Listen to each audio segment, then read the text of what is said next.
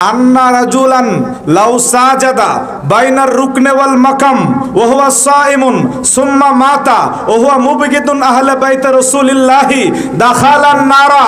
যেই ব্যক্তি কাবা ঘরের দরজার সামনে দাঁড়ায়া রোজা অবস্থায় নামাজ পড়তে পড়তে মরবে, কিন্তু নবী পরিবারের সাথে যার সম্পর্ক খারাপ থাকবে তার কপাল খারাপ হয়ে যাবে। তাহলে নবী পরিবারের ভালোবাসা দরকার আছে না নাই? আমরা নামাজ পড়ি, নামাজের মধ্যে পড়ি আল্লাহুম্মা সাল্লি আলা মুহাম্মাদিন ওয়া আলা, বলেন না, ওয়া আলা আলে মুহাম্মদ সাল্লাল্লাহু আলাইহি ওয়াসাল্লাম। আল মানে হলো বাবা বংশধর। তাহলে ইমানদারের নামাজের অংশ আমার নবীর বংশ। ইমানদারের নামাজের কথা বুঝতেছেন নি বাবার আমার?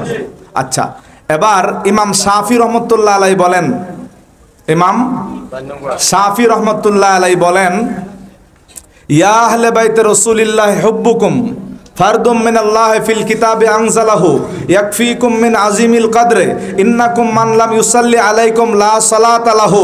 বলতেছে, হে নবী পরিবারগণ, আপনাদের মর্যাদা, ইয়া আহলে বাইতে রাসূলিল্লাহি হুব্বুকুম ফারদুম মিনাল্লাহি ফিল কিতাবি আনজালাহু, ও আমার নবীর পরিবারের সদস্যগণ, আপনাদের প্রতি প্রেম, ভালোবাসা, ভক্তি, আদব এটা আল্লাহ আয়াত নাজিল করে ফরজ করে দিয়েছেন। ইয়াকফিকুম মিন আজিমিল কদরে ইন্নাকুম মান লাম ইউসাল্লি আলাইকুম লা সালাতা লাহু।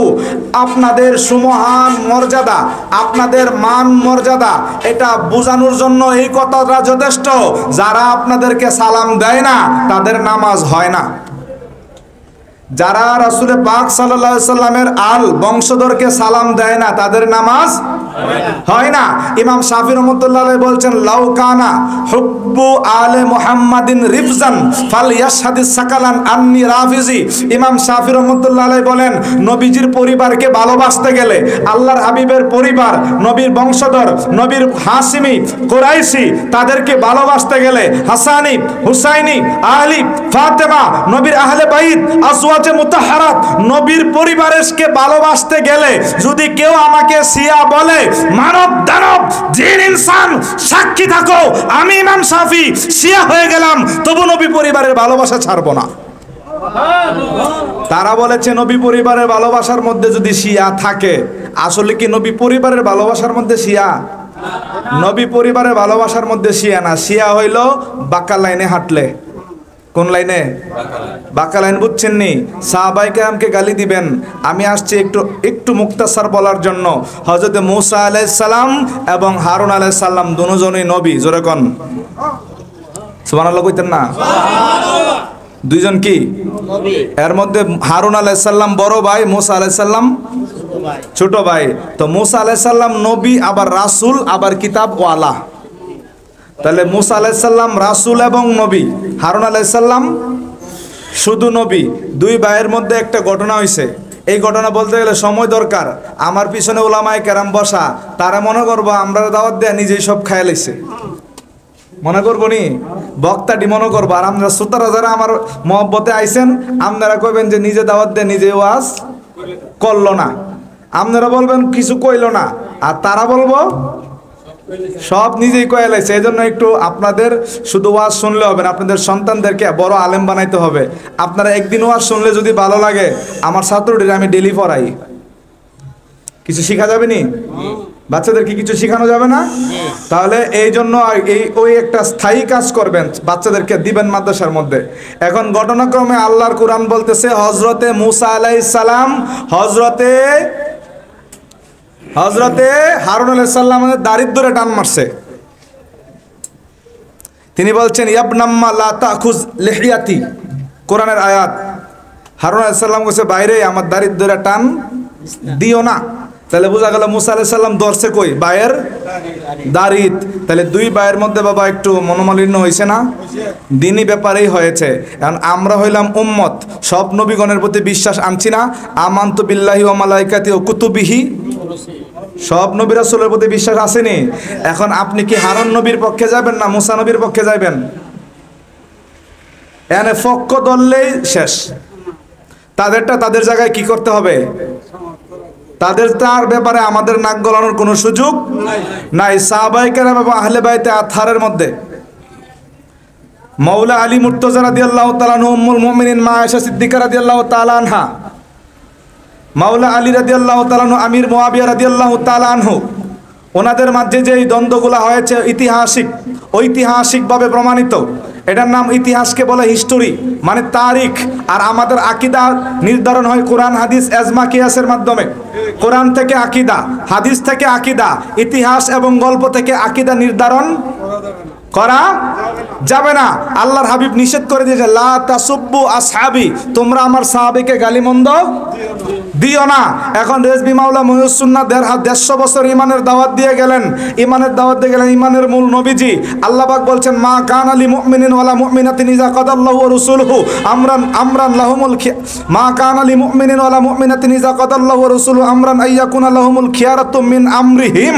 আমার আল্লাহ এবং রাসূল কোনো সিদ্ধান্ত দিলে এখানে কোনো ইমানদার তাদের এখতিয়ার প্রকাশ করতে পারবে না।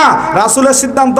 রাসূল বলছে, আল্লাহুম্মা আল্লিমুল কিতাবা ওয়াল হিসাবা ওয়া কিহিল আযাব। আল্লাহর হাবিব বলেন, হে আল্লাহ, তুমি মুয়াবিয়াকে কিতাবের জ্ঞান দান করো, গণিতের জ্ঞান দান করো, আযাব থেকে রক্ষা করো। একটু আগে ওয়াজ করলাম, ফেরেশতারা মুস্তাজাবাতুদ দাওয়া, ফেরেশতারার দোয়া কবুল হয়। আর আমার নবীর দোয়া,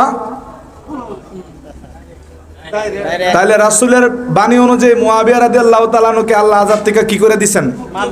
মাফ করে দিবেন। যেই জালালউদ্দিন সুয়ুতী রাহমাতুল্লাহ আলাইহি নবী প্রেমের প্রেমিক, যেই জালালউদ্দিন সুয়ুতী রাহমাতুল্লাহ আলাইহি আহলে বাইতের মহব্বতে কিতাব লিখেছেন, ওই জালালউদ্দিন সুয়ুতী তারিখুল খুলাফার মধ্যে এই তাদের লাম্মা নাযালাত হাযিল আয়াত আলান নবী সাল্লাল্লাহু আলাইহি ওয়াসাল্লাম ফি বাইতি উম্মে সালমাতা দাআন নবী সাল্লাল্লাহু আলাইহি ওয়াসাল্লাম আলিয়া ওয়া ফাতিমাতান ওয়া হাসানান ওয়া হুসাইন ফাযাল্লালাহুম বিকাসবা ক্বাল আল্লাহুম্মা হাউলা আহলে বাইতি ফাতাহহিরহুম তাতহীরা। জোরে বলেন সুবহানাল্লাহ। তো আমি বেশি আলোচনা যাচ্ছে না, একটু অনেক টাচ করে দিয়ে যাচ্ছি। তো আহলে বাইতে আম, আহলে বাইতে খাস। আমরা শুধু হুসাইনি নয়, আমরা হাসানি এবং হুসাইনি। আমরা শুধু হুসাইনি নয়, আমরা হাসানি এবং কথা বলেন না, হাসানি এবং ইমাম হাসান রাদিয়াল্লাহু তাআলা আনহু যার সাথে সন্ধি করছে, মানে আপোষ করছে, আমরাও তার সাথে আপোষ। ইমাম হাসানে মুজতবা রাদিয়াল্লাহু তাআলা আনহু মুয়াবিয়া রাদিয়াল্লাহু তাআলার সাথে কি করছে? আপোষ করছে। তাহলে আমাদেরও কি আছে? আপোষ আছে। কিন্তু ইমাম হুসাইন রাদিয়াল্লাহু তাআলা ইয়াজিদের সাথে আপোষ করে নাই, আমরারও কোনো আপোষ নাই। একদল আছে বাড়াবাড়ি, বলে এজিদও বালা, এজিদের বাপও বালা। এরা হইলো কি? এরা হইলো খারিজি, বর্তমানে আহলে হাদিস নাম লইয়া চলতেছে। আর যারা বলে এজিদও বাদ, এজিদের বাপও বাদ, এরা হইলো শিয়া। বাবারা আমার, মুয়াবিয়া রাদিয়াল্লাহু তাআলা আনহু সাহাবী, ওনাকে আক্রমণ করার পরে দ্বিতীয় আক্রমণটা করে মা আয়েশা সিদ্দিকা রাদিয়াল্লাহু তাআলা আনহার বিরুদ্ধে। কারণ মুয়াবিয়া রাদিয়াল্লাহু তাআলার সাথে মাওলা আলীর কি হয়েছে? ইজতিহাদি যুদ্ধ হয়েছে। মা আয়েশা সিদ্দিকার সাথেও কি হয়েছে? ইজতিহাদি যুদ্ধ হয়েছে। আজকের মাহফিলে আরেকটা কথা, আমাদেরকে অনেকেই আমাদের ইমানকে দুর্বল করার জন্য কিছু প্রশ্ন করে। একজন আলেমের কাছে প্রশ্ন করলো, বলেন তো মা ফাতেমা দামি না মা আয়েশা দামি? প্রশ্ন। প্রথম উত্তর হইল, আপনার প্রশ্নটা হয় নাই। প্রথম উত্তর কি? এই ব্যাপারে আপনার প্রশ্ন করাটা হয় নাই। এরপরও যেহেতু প্রশ্ন করেছেন, উত্তরটা শুনে নেন। মা আয়েশা হলো আবু বকর সিদ্দিকের মেয়ে, মা ফাতেমা হলো রহমাতুল্লিল আলামিনের মেয়ে। তাহলে মেয়ে হিসাবে মা ফাতেমা শ্রেষ্ঠ। মেয়ে হিসাবে বলেন না, মেয়ে হিসাবে মা ফাতেমা শ্রেষ্ঠ। এবার আসেন, মা ফাতেমা জান্নাতে থাকবে মৌলা আলীর সাথে। মা ফাতেমা জান্নাতে থাকবেন মৌলা আলীর সাথে, মা আয়েশা জান্নাতে থাকবেন নবীর সাথে। তাইলে স্ত্রী হিসাবে মা আয়েশা শ্রেষ্ঠ, মেয়ে হিসাবে আর স্ত্রী হিসাবে সিদ্দিকা রাদিয়াল্লাহু তাআলা আনহা। শিয়ারা যখন আপনাকে একজনকে গালি দিয়ে অভ্যাস করাইবো, মুয়াবিয়া রাদিয়াল্লাহু তাআলা গালিটা দিলেন প্রথম। এরপর মা আয়েশা তো যুদ্ধ করছে মাওলা আলীর বিরুদ্ধে, তো ওনারও গালি দেও শুরু হইল। এরপরে কেবল 3 খলিফা আলীরে ঠকায়া খেলাফত নিছে, তাদেরকেও কি দাও? বলেন না নাউজুবিল্লাহ। পাক পাঞ্জাতনের ভালোবাসা, গোলামি আমাদের কাম্য। তবে পাক পাঞ্জাতন কথার ভিতরে রহস্য আছে। আহলে বাইত কথাটা আম, আহলে বাইত কথাটা আম।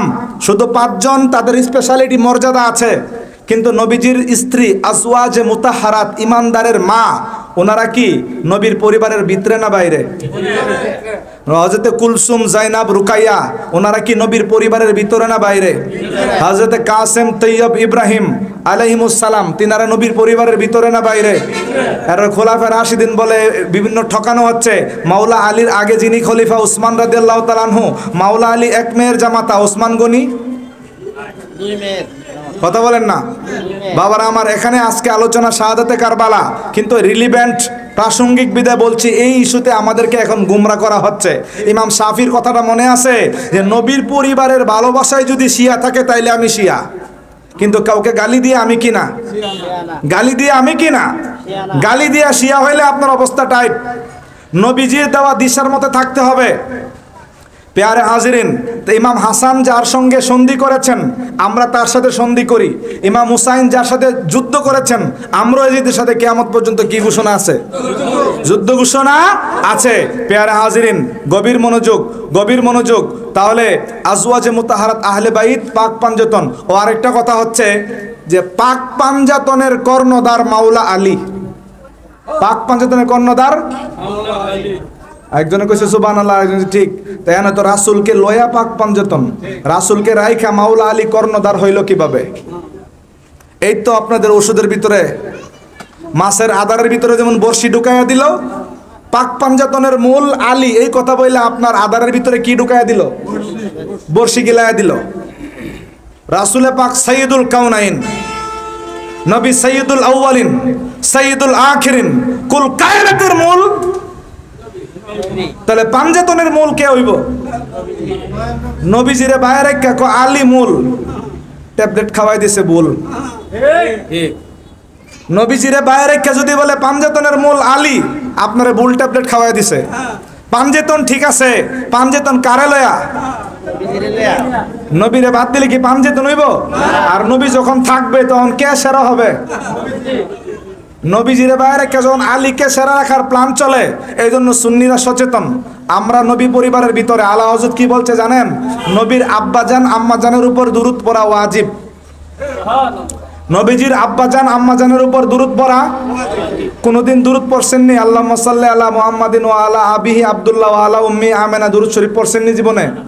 তাহলে আপনি কি বাদ গেছেন গা? বলছেন না, ওয়া আলা আলে মুহাম্মদ বললে আব্বা আম্মা ভিতরে আছে। সুবহানাল্লাহ। নবীর আব্বা আম্মার নামে দুরূদ পড়া ওয়াজিব। আবার আলে মুহাম্মদ বললে ওনারা এর ভিতরে কি আছেন? শামিল আছেন। আল্লাহর হাবিব বলছেন, রেজবি মাওলা ওয়াজ করছেন ৭২ দল দুজকি, এক দল এটা হাদিস। এই কারা বেহেশতি মা আনা আলাইহি ওয়া আসহাবি, যেই দলে আমি আছি আমার সাহাবায়ে কেরাম আছে। এখানে তো আহলে বাইতের কথা বলা হয় নাই, বলা হয়েছে সাহাবায়ে কেরামের কথা। তাহলে আহলে বাইত কি বাদ গেছে? বলছেন না, আহলে বাইতের প্রত্যেকেই সাহাবী। আহলে বাইতের প্রত্যেকেই কি? আহলে বাইতের প্রত্যেকেই সাহাবী। তাহলে সাহাবী কথার একটা মর্যাদা আছে না নাই? এক জমানা সোহবতে বা আউলিয়া, এক জমানা সোহবতে বা আউলিয়া, বেহতরে আজ 100 সালে তো আতে বেরিয়া। কোন সুবহানাল্লাহ। অলিদের লোকে এক জমানা এক মুহূর্ত থাকলে 100 বছর ইবাদতের চেয়ে উত্তম। এটা কোনো কুরআন না হাদিস না, আল্লামা রুমের কথা। যারা ফিরালি করে, আমরা যারা ফির মুরিদে বিশ্বাসী, আমরা এটা হাদিসের মতোই মোটামুটি ওয়াজে বলা চলে এবং পাবলিকও জানে। এখন প্রশ্ন হইল, শিয়াবাদরা কিন্তু আসমান থেকে আইছে না, এই ফিরের মুরিদরা ওই আমাদের সুন্নি মুসলমানদের মধ্যে যারা একটু গাওরা টাইপের গারতেরা, এরা হচ্ছে আহলে হাদিস। আলেম ওলামা মানে না, ইউটিউব শরীফ সামনে ইমাম বয়ে রয়েছে, তার প্রতি সম্মান নাই। গ্রামে ইমাম আছে, পাড়া ইমাম আছে, দেশে আলেম আছে, এদের কাছে মাসালার জন্য যাইবো না, যাইবো ইউটিউবের কাছে। এবং ওই নিমে মুল্লা খত্রায়ে ইমান, নিমে তবিব খত্রায়ে জান, এরকম ভাবে ইমান আকিদা ধ্বংস হয়ে যাচ্ছে। একটা সে বেঈমান আহমদুল্লাহ আছে না নাই? এই বেঈমান আহমদুল্লাহর যারা অনুসারী, তারাও ভবিষ্যতে বেঈমান হওয়ার সম্ভাবনা আছে। আহমদুল্লাহ ডাইরেক্ট কাফের। বাবারা আমার, এই ইউটিউব শায়েখ গুলার যারা বক্ত, এরা হয়ে গেছে একটু গারতারাজিডি আমাদের সমাজে, এটি হয়ে গেছে এই আহলে হাদিস টাইপের। আর যাদের মনটা একটু বেশি নরম, কারবালার ঘটনা শুন না, এজিদরে গালি দে, এজিদের বাপেরও দিয়া, সিদ্ধ গোষ্ঠীরে দিয়া দে। এই যে মন নরমের সুযোগটা নিয়া শিয়া বানায় দিল। মাছের যেমন এই আদারের ভিতরে বর্ষি ঢাকাইতে দে, মন নরম মানুষগুলারে দৌড়ে নিয়ে যায়। এই জন্য বাবারা আমার, ইমানদার হইতে গেলে ব্যাক্য লহন যাইতো না, গাওরা চালাকও বেশি হওয়া যাইতো না। আমার কথা কি বুঝতেছেন আপনারা? পেয়ারে হাজরিন, ইমানদার হলো আল্লাহ রাসূলের দেখানো পথ। রাসূল যেখানে গালি দিতে না করছেন সেখানে আপনি গালি দেওয়ার কোনো সুযোগ। নবীর উপরে বাড়াবাড়ি করা যাবে না, নবীজির সাহাবীদের উপর বাড়াবাড়ি করা যাচ্ছে না। পেয়ারে হাজরিন, গভীর মনোযোগ, গভীর মনোযোগ। তো আহলে বাইত আতহার, আলা হযরত বলছেন নবীজির আব্বাজান আম্মাজানের উপর কি করতে হবে? দুরূদ পড়তে হবে। তো এই ওয়ালা আলে মুহাম্মদের ভিতরে এই আব্বাজান আম্মাজান খাজা আব্দুল্লাহ রাদিয়াল্লাহু তাআলা আনহু এবং মা আমেনা রাদিয়াল্লাহু তাআলা আনহা, ওনাদের নামও আলে মুহাম্মদের ভিতরে শামিল আছে। জোরে বলেন সুবহানাল্লাহ। দরুদ শরীফ পড়েন, সালাতুন ইয়া আলাইকুম সালামুন ইয়া হাবিবাল্লাহ। গভীর মনোযোগ। বলতেছিলাম এক জমানা সহবতে বা আউলিয়া, মনে আসেনি? তো এক জমানা সহবতে বা আউলিয়া, আউলিয়ার যদি একটু সহবতে 100 বছরের রিয়াবিহীন ইবাদতের চেয়ে দামি হয়, আমার প্রশ্ন, ওলি আল্লাহ তো অনেক প্রকারের আছে, ওলি আল্লাহ অনেক প্রকারের আছে। আচ্ছা, আমরা মোটামুটি আমাদের দেশে যারা ওলি আল্লাহ আছে তাদেরকে বাদ দিয়ে একটু খাজা বাবার কাছে চলে যাই ভারত উপমহাদেশে, এর চেয়ে বড় কি আর আছে? তাহলে ওলি আল্লাহর সহবতে যদি 100 বছরের রিয়ার চেয়ে ভালো কাজ হয়, তাহলে খাজা বাবার সহবতে পাওয়ার কি কমবো না একটু বাড়বো? ফজিলত আর একটু। এবার গাউসে বাকের কাছে গেলে ফজিলত আরো বাড়বো। তাবে তাবিন তাবি পার হয়ে সাহাবায়ে কেরামের কাছে গেলে ফজিলত, আমার নবীর কাছে গেলে ডাইরেক্ট, নবীর কাছে গেলে ফজিলত কি বাড়বনি? নবীজির সহবতে একটা পাথর, উমর রাদিয়াল্লাহু তাআলা বলে, এই পাথর, লাউলা রাআইতু রাসূলুল্লাহ ইউকাব্বিলুকা লাম উকাব্বিলকা আবাদান। উমর রাদিয়াল্লাহু, এই পাথর রে, আমার নবীরে যদি বিদায় হজের দিন তোমারে সুমা দিতে না দেখতাম, জীবনও সুমা দিতাম না। সুবহানাল্লাহ বলতেন না? তাহলে উমর রাদিয়াল্লাহু তাআলা পাথরটারে সুমা দিছে কার মহব্বতে? কার মহব্বতে? উস্তুনে হান্নানা। নবীর সহবত পায়া দাম কি কমছে না বাড়ছে? আরো জোরে কর না, দাম বাড়ছে। কেমন দ্বারা বাড়ছে এই আলোচনাটা করতে গেলে অনেক আলোচনার সামনে চলে যাবে। উস্তুনে হান্নানারে কি নবী দুনিয়ায় বলছে যে তোমার খেজুর উম্মতরে খাইবো, নাকি আখেরাতে খাইতে দিছে? উস্তুনে হান্নানা কি দুনিয়ায় না আখেরাতে? এটা কিন্তু রাসূল এখতিয়ার দিছিল, তোমারে আমি জিন্দা কইরা দেই, আমার উম্মতরা কি খাইবো? খেজুর খাইবো। নবীজি গাছ লাগাই দিছেন কই? এই উস্তুনে হান্নানা খেজুর দিব কোথায়? বেহেশত। এটা আপনার জানাও আছে, এই জন্য আমি একটু শর্টকাট বলছি। তাহলে বেহেশতের মালিকও নবী, নাইলে বেহেশতের মধ্যে নবী গাছ লাগাইতে পারতো না। একজনের জায়গায় কি আরেকজনের গাছ লাগাইতে পারবো? তাহলে বেহেশতের মধ্যে নবী গাছ লাগাই দিয়েছে, বোঝা গেল বেহেশতটা কার? খালিকে কুল ने आपको मालिके कुल बना दिया, दोनों जहां आपका कब्जा व इख्तियार में। যেরকম প্যারে হাজিরিন, গভীর মনোযোগ। তো এখন যে কথাটা বলতেছিলাম, রাসূল পাকের সহবত, ওলি আল্লাহর সহবতে যদি দামি হয় মানুষ, তাহলে নবীজির সহবতে কি মানুষ দামি হবে না? সাহাবায়ে কেরাম কি দামি হন নাই? কথা বলেন না। আল্লাহ সাহাবায়ে কেরামের শানে বলছে রাদিয়াল্লাহু আনহুম ওয়া রাদু আন। জোরে কর না সুবহানাল্লাহ। আল্লাহ বলছে আমিনু কামা আমানান নাস, তোমরা এমনি ঈমান আনো যেমনে সাহাবারা ঈমান আনছে। আল্লাহ বলছে আমিনু কামা আমানান নাস, যেমনে সাহাবায়ে কেরাম ঈমান আনছে তোমরা এমনি কি আনো? ঈমান আনো। আল্লাহ পাক বলছে রাদিয়াল্লাহু আনিল মুমিনিনা ইজ ইউবায়ুনাকা তাহতা শাজারা। নবী আমার কলেমার দাওয়াত দিয়েছে, যারা কলেমা পড়েছে তারা সাহাবী। নবী আমার রুকুতে গিয়েছেন, যারা নবীর পিছনে রুকুতে তারা সাহাবী। নবী আমার সেজদায় গিয়েছেন, যারা নবীর পিছনে সেজদা দিয়েছেন তারা সাহাবী। নবী আমার বদরের ময়দানে যারা নবীর সাথে আছেন তারা সাহাবী। নবী উহুদের ময়দানে যারা নবীর সাথে জীবন বাজি রেখে জিহাদ করেছেন তারা সাহাবী। নবী আমার খাইবারে যারা নবীর সাথে খাইবারে তারা সাহাবী। নবীর লক্ষ্যে যারা যেই যেখানে জিহাদে গিয়েছেন সাহাবী। নবীর হাতে মুরিদ হওয়ার সুযোগ পেয়েছেন, নবীর হাতে মুরিদ হওয়ার সুযোগ পেয়েছেন সাহাবী। নবীর পক্ষে মাশরিক মাগরিব শিমাল জুনুব এশিয়া ইউরোপ আফ্রিকাতে যারা ইসলামের দাওয়াত প্রচারে বের হয়ে গেছেন তারা সাহাবী। তো বাবারা আমার, নবী যেখানে সাহাবায়ে কেরামও সেখানে, নবীজির মহব্বতে যারা জান কুরবান করে বাজি রেখে জীবন দিয়েছেন তারা কি? সাহাবী। তো আজকে ওলি আল্লাহ পীর মুর্শিদের খেদমতে যদি মুর্শিদ পরশমণি রে লোহারে বানাইলা কাঞ্চা সোনা, মুর্শিদ আল ওলি আল্লাহরা বানাইতে পারে, কিন্তু আমার নবী কি পারে না? নবীর মহব্বতে যদি আমরা একটা পাথরকে চুমা দিতে পারি, নবী পাকের মহব্বতে উস্তুনে আন্নানা দামি হয়ে গেল, নবীর মহব্বতে কি সাহাবায়ে কেরামের দাম নাই?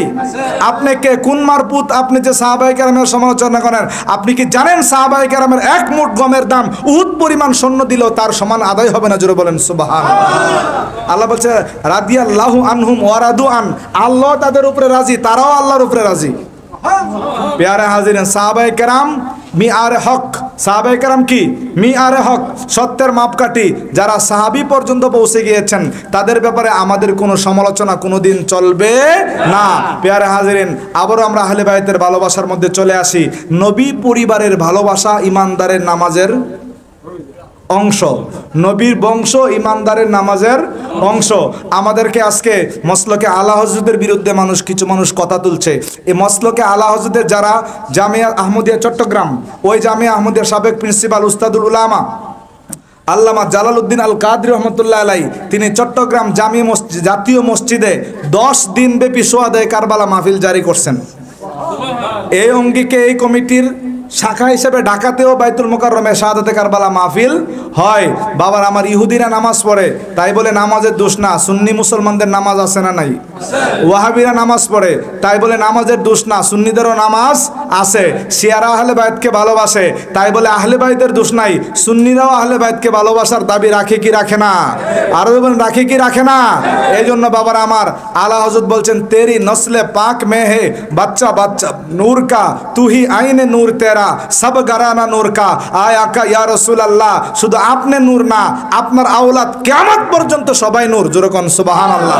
তাহলে তাকবীর, আল্লাহু আকবার, আলা রিসালাত ইয়া রাসূলুল্লাহ, ওয়াদা কারবালা, জিন্দাবাদ জিন্দাবাদ, জিন্দাবাদ জিন্দাবাদ। বাবারা আমার, আল্লাহর হাবিব বলেন কুল্লু সাবাবিন ওয়া নাসাবিন মুনকাতিউন ইয়াউমাল কিয়ামা ইল্লা সাবাবি ওয়া নাসাবি ওয়া হাসবি। আল্লাহর হাবিব বলেন সবার গোষ্ঠীর যে একটা সম্পর্ক, হাসরের দিন এই সম্পর্ক কি হয়ে যাবে? আমি শেখ, আরেক শেখের লোক আমার গোষ্ঠীর কি আছে? সম্পর্ক আছে দুনিয়ায়। মরার পরে শেষ। আমাদের চৌধুরী সাহেব ইন্তেকাল করার পরে আল্লাহর হাবিব বলেন ইয়াউমাল কিয়ামা মুনকাতিউন, কি হয়ে যাবে? বিচ্ছিন্ন। নবী বলে আমার বংশটা বিচ্ছিন্ন হবে না। আরো জোরে কোন বাবারা আমার, বিচ্ছিন্নের কিছু কারণ আছে। কোন সন্তান যদি বাপকে হত্যা করে তে বাপের ওয়ারিশ পাবে না, তে কি বিচ্ছিন্ন। কোন সন্তান যদি ইখতিলাফুল দিন আইন, ইখতিলাফুল আদিয়ান, কোন বাপ এবং সন্তানের ধর্ম যদি আলাদা হয়ে যায়, বাপ মুসলমান ছেলে বেঈমান, এই ছেলে কি পাবে না? ওয়ারিশ পাবে না। বুঝছেননি আমার কথাটা? তাহলে এনকেতা হওয়ার জন্য কারণ হইলো, একটা হলো কতল, বাপরে হত্যা করলে এই সন্তানের ফুতের থেকে বাপের থেকে এনকেতা, ওয়ারিশ পাবে না। আবার যদি কাফের হয়ে যা তাহলে সে কি পাবে না? ওয়ারিশ পাবে না। এনকেতার কিছু কালাম, বিচ্ছিন্ন হওয়ার কিছু কি আছে? আলামত আছে। আল্লাহর হাবিব বলেন আমার বংশধর কি হবে না? বিচ্ছিন্ন, মুনকাতে হবে না।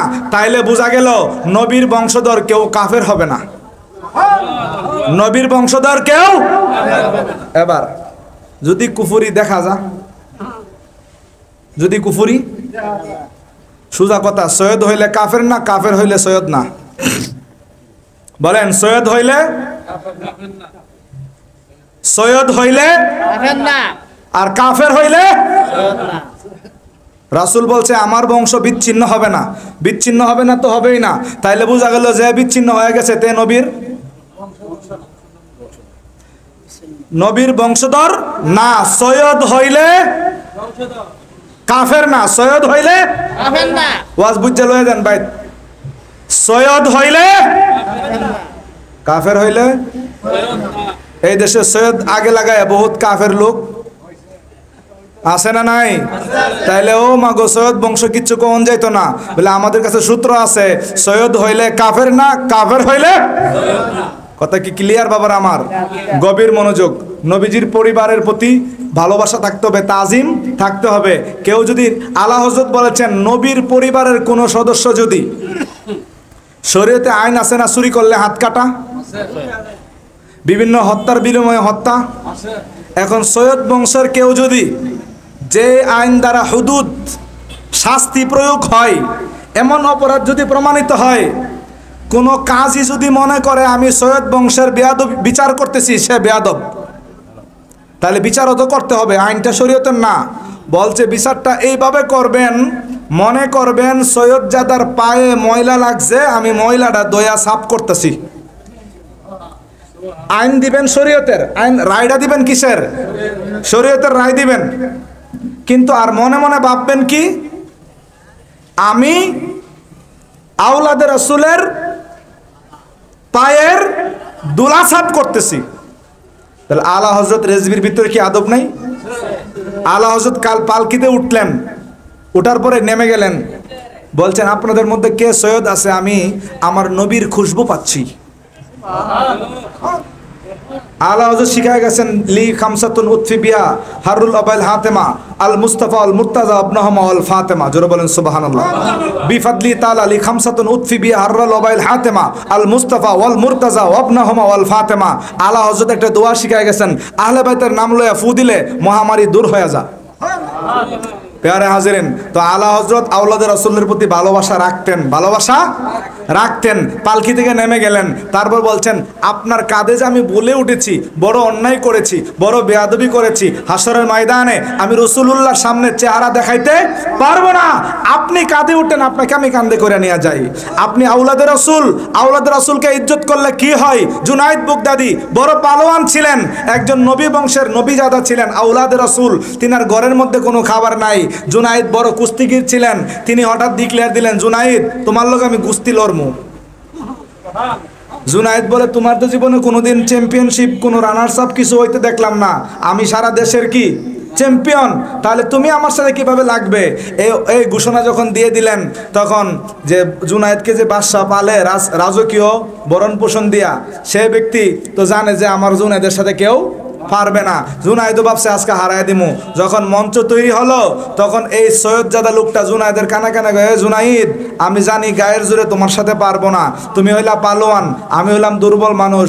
জুনাইদ আমি নবীর আওলাদ, আমার ঘরের মধ্যে আজকে খাবার নাই, আমি নবীর আওলাদ, আমার জন্য যাকাত ফিতরা খাওয়া জায়েজ নাই, আমার জন্য ভিক্ষা করা সম্ভব নয়। জুনাইদ রে, আজকে তুমি যদি হারো, তোমার হারায় যদি আমি জিতি, কয়টা পয়সা পাইলে আমার ফ্যামিলিতে খাবার জুটবে? জুনাইদের পালোয়ানগিরি কুরবান দিয়ে নবীর মোহাব্বতে ওই ক্ষীণ আওলাদে রাসূলের সামনে যখন হেরে গেলেন, একবার দুইবার তিনবার যখন জুনাইদ হেরে গেল, তখন এই রাজার দরবার থেকে জুনাইদ হইল নিন্দিত। কি হয়েছে? নিন্দিত, তিরস্কৃত হয়েছেন। আর ঘুমের ঘরে জুনাইদ বুগদাদি, তখন জুনাইদ পালোয়ান তখন কি করলেন? আল্লাহর হাবিবের জিয়ারত নসিব হলো। আল্লাহর হাবিব, জুনাইদ আমার মহব্বতে তুমি পালোয়ানগিরি কুরবান দিয়েছো, আজ থেকে তুমি পালোয়ান জুনাইদ নও, তুমি আজ থেকে তাজুল আউলিয়া, আউলিয়াদের মাথার মুকুট জুনাইদ। জোরে বলেন সুবহানাল্লাহ। আওলাদে রাসূলকে ইজ্জত করতে হয়, আওলাদে রাসূলকে ভালোবাসতে হয়। ইমাম হুসাইনের ঘটনা, কারবালার ঘটনা, মুহররমের ঘটনা বছরে একবার, এই জন্য আমরা আলোচনা করি না যে কেঁদে বুক বাসাবো, ত্যাগ চাই, মরসিয়া ক্রন্দন চাহি না। ইমাম হুসাইন কারবালার মাঠের ঘটনা অনেক সময়ের প্রয়োজন। 3 দিন ধরে তাদের তাবুর মধ্যে খাবার পানিও নাই, পানি বন্ধ। ইমাম হুসাইন শিক্ষা দিলেন, সত্যের কথা বলতে গেলে পানি বন্ধ হতে পারে, বাতিলের সাথে আপোষ করা যাবে না। সত্য কথা বলতে গেলে রাস্তা বন্ধ হয়ে যেতে পারে, বাতিলের সাথে আপোষ করা যাবে না। হুসাইনের একজন সৈনিকের নাম হলো হুর বিন ইয়াজিদ, সে ছিল ইয়াজিদের সেনাপতি, এজিদের গ্রুপের সেনাপতি, সে 4000 সৈনিকের সেনাপতি ছিল। হুর বিন ইয়াজিদ বুঝাইয়া দিলেন যে আমি এজিদের চাকরি করতে পারি, আমি যদি হুসাইনের পক্ষে যাই চাকরিও যাবে, জীবনও যাবে, আমার জীবনও যাইতে পারে, চাকরিও যাইতে পারে, তবু আমি হকের পক্ষে থাকবো, বাতিলের পক্ষে থাকবো না। এই কারবালার প্রত্যেকটা ঘটনা আমাদের জন্য মেসেজ। আজকে সমাজের কোনো মস্তান, কোনো যদি নেশাখোর, কোনো হিরোইনচি, একটা কাঠি, একটা ছুরি দিয়ে যদি আমাদেরকে ভয় দেখায়, আমরা বলবো আমাদেরকে এই বই দেখাইতে আইসো না, আমরা কারবালার শ্রোতা, আমরা কারবালার হুসাইনের প্রেমিক, আমরা জীবন দিতে পারি, জীবন দেওয়া কিভাবে দিতে হয় সেটা আমরা শিখে রেখেছি। আমাদেরকে ছুরি কাছির বই দেখাইলে কাজ রাখতে হবে। এই চেতনাটা কারবালার, কেঁদে বুক বাসায়া আফসুস করে চামড়া উঠায় লাভ নাই, চেতনা লালন করতে হবে। বাবার আমার, ইমাম হুসাইন রাদিয়াল্লাহু তাআলা আনহুর প্রেমিক ইমাম হুসাইন রাদিয়াল্লাহু তাআলা যে কি নির্মম, কি কত ধৈর্যের পরিচয় দিয়েছেন কারবালার জমিনে। একটি ঘটনা, হুর বিন ইয়াজিদ কারবালা যুদ্ধ যখন একবারে শুরু হয়ে যাবে, মুহররমের 10 তারিখ সকালবেলা, হুর বিন ইয়াজিদ বিশাল পালোয়ান তাঁবুর সামনে দাঁড়ায়া গলা কাটা মুরগির মতো কাঁপতেছে। ওনার বউ বলতেছে, এই স্বামী, তুমি কত যুদ্ধের মধ্যে কত বীর দর্পে কত পালোয়ানকে তুমি কি করে দিয়েছো, হারিয়ে দিয়েছো, আজকে তুমি কাঁপতেছো কেন? বলতেছে, বিবি, আমি এই জন্য কাঁপতেছি, আমি জান্নাত এবং জাহান্নামের মাঝখানে দাঁড়িয়ে আছি। আমি কি জান্নাতে যাব নাকি জাহান্নামে যাব আমি চিন্তা করতেছি, এই জন্য আমি। বিবি বলে, বিবি বড় চালাক, বলে তুমি যেহেতু জান্নাত চিন্নাই লাইছো, জান্নাত যেহেতু চিনেই ফেলেছো, তুমি আর দেরি করো না, তোমার সাথে আমাদেরকে বাচ্চা সহ নিয়ে হুসাইনের কাছে নিয়ে কালেমা পড়ায় দাও। হুর বিন ইয়াজিদ কারবালার মাঠে এক লোক, এক ফ্যামিলি, যে ব্যক্তি ইয়াজিদের দল ছেড়ে ইমাম হুসাইনের দলে আত্মসমর্পণ করলেন, বলছে, হুজুর, আমি ভুল করেছি, আমাকে মাফ করে দেন, আমি তো আপনার প্রথম রাস্তাটা আমি আটকাইছিলাম, আজকে আপনার কাছে আমি ক্ষমা চাই। আউলাদ রাসূল ক্ষমা করে দিলেন, ক্ষমা করে দিলেন। বলতেছে, হুজুর, আপনার খেদমতে আমাকে আগে পাঠান যুদ্ধে যাওয়ার জন্য। অনুমতি দিলেন। অনুমতি দেওয়ার পর হুর বিন ইয়াজিদের আরেকটা সন্তান ছিল, সেও পালোয়ান। বলতেছে, আব্বা, আপনি অনুমতি দেন, আমি যেন আপনার আগে যাইতে পারি। হাজার হাজার ইয়াজিদের সৈনিক, হুর বিন ইয়াজিদের শাহজাদা, সে যুদ্ধের ময়দানে আগে চলে গেল। আঘাত করতে করতে কাফেরদেরকে, ইয়াজিদিদেরকে জাহান্নামে পাঠাইলেন। অনেক যুদ্ধ করার পরে এক সময় ক্লান্ত হয়ে যখন জালেমের আঘাতে তিনি ঘোড়া থেকে পড়ে যাচ্ছেন, ইয়া আবি বলে একটা ডাক দিয়েছেন। আব্বা কয়েকটা কি দিয়েছেন? ডাক দিয়েছেন। হুর বিন ইয়াজিদ দৌড়ায়া ছেলেকে কোলে নিতে যাবে, এমন সময় তার আগেই দেখলেন ইমাম হুসাইন কোলে নিয়ে রেখেছেন। বলতেছেন, হুজুর, গোলামের সন্তানকে আপনি কোলে নিলেন, গোলামের সন্তানকে আপনি কোলে নিলেন। ইমাম হুসাইন বলতেছেন, বাবা, সন্তানের লাশ বাবার জন্য খুবই ভারী, সন্তানের লাশ বাবার জন্য খুবই ভারী, এই জন্য তোমার সন্তানের লাশ তুমি কাঁধে নিবা, এটা আমি হুসাইন এটা করতে দেই নাই, এই জন্য আমি তোমার সন্তানকে কোলে নিয়ে নিলাম। তো এখানে একটা মেসেজ হলো, হুর বিন ইয়াজিদের ছেলে যখন শহীদ হয়ে যান, বাবার কাঁধে যেন সন্তানের লাশটা না উঠে, এই জন্য ইমামে পাক নিজে কি করলেন? কোলে নিলেন। যখন ইমাম আলী আকবর শহীদ হয়ে গেলেন, ইমাম হুসাইন নিজে কোলে নিয়েছেন। আলী আসগর যখন শহীদ, নিজে কোলে নিয়েছেন। নিজে জানেন সন্তানের লাশ কোলে নেওয়া খুবই কঠিনের ব্যাপার। বাবার আমার, আমরা যারা ইমান, আল্লাহর রাসূলের মহব্বতে জীবন এবং আমাদের জানমাল দিয়ে আমরা যারা ইমানদার হয়েছি, ইমানের উপর অনেক আঘাত আসতে থাকবে। ইমাম হুসাইনের চেয়ে বড় পরীক্ষা আর কেউ দেয় নাই। ওনার ৭২ জন সঙ্গী সাথীর মধ্যে 50 জন ছিলেন বন্ধু। 50 জন কি বন্ধু? ওনাদেরকে রাত্রে বেলায় বলছেন যে, দেখো, ইয়াজিদের টার্গেট হলাম আমি হুসাইন, ইয়াজিদের টার্গেট আমি হুসাইন, আমাকে যদি পায় তাহলে তোমাদেরকে ছেড়ে দেবে, আমাকে যাইতে দেবে না, কিন্তু তোমাদেরকে ছেড়ে দেবে। 9 মুহররম রাত্রে কি করলেন? বন্ধুদেরকে অনুমতি দিলেন, আপনারা কি করেন? চলে যাইতে পারেন। কেউ যায় না। এরপরে বাতি নিভিয়ে দেওয়া হলো যে আপনারা কি করেন? চলে যান। সামনাসামনি যাইতে একটু ইতস্ত বোধ করতে পারে। বাতি নিভায়ে পরে কিছুক্ষণ পরে খুলে দেখলেন একটা লোকও বের হন নাই। বলছে, হুসাইন, আজকে যদি আপনাকে কারবালার ময়দানে রেখে চলে যায়, হাসরের ময়দানে নবীর সামনে কিভাবে মুখ দেখাবো? এই জন্য শুরুতে বলছি, আতারজু উম্মাতুন কাতালাত হুসাইনা, আতারজু উম্মাতুন কাতালাত হুসাইনা শাফাআতু জাদ্দিহি ইয়াউমাল জাযা। তারা কেমন উম্মত? হুসাইনকে শহীদ করে দিল আর হুসাইনের নানার শাফায়াত আশা করে কিয়ামতের দিন। যার নানার শাফায়াত আশা করছো কিয়ামতের দিন, নাতিকে শহীদ করে শাফায়াতের আশা করা যায় না। তারা বলছেন, হুসাইন গো, আপনাকে ছেড়ে আমরা যাইতে পারি না। তো ওনারা শহীদ হয়েছেন। যার সামনে 50 জন বন্ধু শহীদ হয়ে গেল, আপোষ করার সুযোগ আছে, আপোষ করেন নাই। আলী আসগর 6 মাসের শিশু শহীদ হয়ে গেলেন, তারপরও আপোষ। হ্যাঁ, আপনার সাথে যদি কুলে যদি বাগিনা থাকে, বাগিনা যদি কেউ সিমরি দেয়, আপনার কষ্ট লাগবো নি? আমাদের বাড়িতে দেখবেন অনেক বাচ্চারা না বুঝা যায়, লাল ফিফরা উফরে গিয়ে দাঁড়া, লাল ফিফরা কামড় দেয়, বাচ্চাটা দুঃখে কি করে? নাচানাচি করে না? তখন আমাদের কলিজার মধ্যে আঘাত লাগেনি বলেন? লাগে। আপনার বাগিনা থাকলে, বাতিজা থাকলে তাদেরকে কেউ সর দিলে, কেউ থাপ্পড় দিলে আপনাদের কি লাগবে? অনেক গার্জিয়ান দেখছি উস্তাদরা একটু বেশি মারলে আয়সা মাদ্রাসা স্কুল গরম করছে, আসে না নাই? একটা বেতের বাড়ি তারা সহ্য করতে পারে নাই। আলী আসগরের ভিতরে যখন, কলিজার ভিতরে যখন তীর লাগলেন, যখন বের করলেন, তীরের আগার মধ্যে ইমাম আলী আসগরের পবিত্র কলিজার টুকরা ছিঁড়ে বের হয়ে এসেছিলেন। ইমাম হুসাইন সেখানে ধৈর্য ধারণ করেছেন, এজিদের বাতিলের সাথে মাথা নত করেন নাই, এখনো সুযোগ ছিল। তারপরে উনার বাগিনা ছিল ইমাম আওয়ান মোহাম্মদ, ওনাদেরকে শহীদ করে দেওয়া হলো, তারপরেও তিনি আপুস করেন নাই। ওনার বই মাতৃয় ভাই মাওলা আলীর অন্য তরফের সন্তান হযরতে আবু বকর বিন আলী, উসমান বিন আলী, উমর বিন আলী সৎ ভাইয়েরও শহীদ হয়ে গিয়েছেন। তারপরও তিনি কি করেন নাই? আপনি চিন্তা করেন, আপনার সামনে আপনার সন্তানকে থাপ্পড় দিলে, ঘুষি দিলে, বাড়লে, আপনার একটা দাবি যদি ডিমান্ড বলে জমিনটা লেখা দেও, আপনি সন্তানকে বাঁচাতে গেলে সেটা হইলো কি করে দিবেন? লিখে দিবেন। কিন্তু ইমামে পাককে বলছে এজিদের কাছে বায়াত আপনি নেন, এজিদের মুরিদ হয়ে যান। কিন্তু ইমাম হুসাইন সেই সুযোগটা কি করেন না। যদি একবার হা বলতেন, এজিদের সৈন্যরা ওনাকে স্বর্ণ দিয়া কি পালং বানায় দিত, স্বর্ণ দিয়া পালং বানায় দিত, কিন্তু আপুস করে নাই। এই কথাটা শর্টকাট আবারও বলছি, ইমাম আলী আসগর শহীদ, আলী আকবর শহীদ, বাগিনারা শহীদ, বাতিজা শহীদ, সৎ ভাইরা শহীদ, বন্ধুরা শহীদ, তারপরও ইমাম পাক নিজের জীবন দিয়ে দিলেন, তারপরও বাতিলের সাথে আপুস করেন নাই। সেখান থেকে আমাদের শিক্ষার বিষয় হলো, আমাদের জীবনের উপর, জানের উপর, মালের উপর আঘাত আসতে পারে, রাস্তা বন্ধ হতে পারে, খাবার বন্ধ হতে পারে, পানি বন্ধ হতে পারে, চাকরি চলে যেতে পারে, কিন্তু বাতিলের সাথে আপোষ করা যাবে না। প্যারে হাজিরিন, ইসলাম জিন্দা होता है हर करबला की बात, कत्ले हुसैन আসল में मर गए यजीद है। ইমাম হুসাইনের শান ও আজমত অনেক অনেক বিশাল এবং ব্যাপক। কারবালার ময়দানে তিনি ইস্তেকামত, ধৈর্যের পরীক্ষা দিয়েছেন। কিসের পরীক্ষা? ধৈর্যের পরীক্ষা দিয়েছেন। কারণ যিনি চাইলে জান্নাতের থেকে হাউজে কাউসার চলে আসতো, কিন্তু তিনি সেদিন হাসরের মাঠে কারবালার ময়দানে ধৈর্যের পরীক্ষা দিয়েছেন। নয়তোবা আমার খাজা বাবার কথায় আজমিরের আনা সাগরের পানি লুটায় আসে, ইমাম হুসাইনের কথায় হাউজে কাউসার চলে আসতে পারতো। অনেক উলামায়ে কেরাম রয়েছেন। মুফতি সাহেব হুজুর একটু চলে গেছে বিদায়, কিন্তু আমি একটু বেশি করতে হলো। তো প্যারে হাজরিন, কারবালা আলোচনা ধারাবাহিক, একের পর এক আপনারা শুনবেন। আহলে বাইতের মহব্বত থাকতে হবে, সর্বোপরি আহলে বাইতের কি থাকতে হবে? মহব্বত থাকতে হবে। পাক পাঞ্জাতনের বাইরেও আহলে বাইত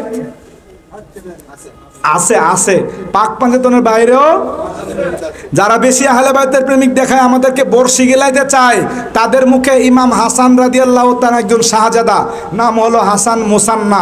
কি নাম? শিয়াদের কাছে ইমাম হুসাইন, ইমাম জৈনুল আবিদিন, ইমাম বাকের, ইমাম জাফর সাদেক, ইমাম আলী রাজা তাদের নাম আছে, কিন্তু হাসান রাদিয়াল্লাহু তাআলা শাহজাদা, হাসানে মুসান্না, ওনার নাম শিয়াদের মুখে শোনা যায় না। তাহলে তারা নবীর পরিবারকে বাক কইরা তাদের স্বার্থ হাসিল করতে চায়। আর সুন্নি জনতা ইমানি দাবিতে নবীর পরিবারকে ভালোবাসে। আর কিছু কিছু জনতা আছে ইরানের দিনারের দাবিতে নবীর মহব্বতের ভালোবাসা। প্যারে হাজরিন, কোন সাহাবায়ে কেরামকে গালি নয়, কোন সাহাবায়ে কেরামকে গালি নয়। আর আহলে বাইতের ভালোবাসা তো নামাজের অংশ, তাদেরকে বাদ দেওয়ার কোনো সুযোগ নাই। আল্লাহ নবী বলছেন, মাসালু আহলে বাইতে ফিকুম কা সাফিনাতি নূহিন, আমার আহলে বাইত তোমাদের কাছে নূহ নবীর নৌকার মতো।